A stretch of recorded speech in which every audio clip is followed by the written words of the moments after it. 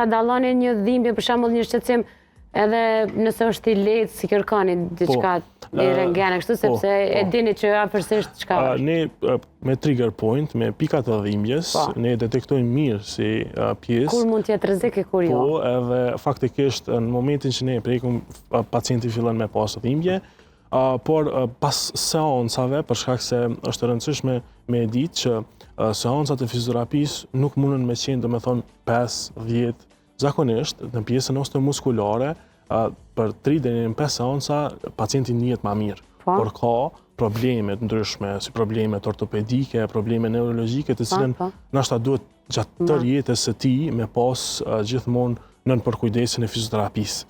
Edhe fizioterapia patjetër që duhet me eduku atë pacient që gjatë qëndrimeve të tij në shtëpi, gjatë profesionit që punon apo diçka, dhe kjo është e rëndësishme që me pas sa më shumë sukses në trajtim.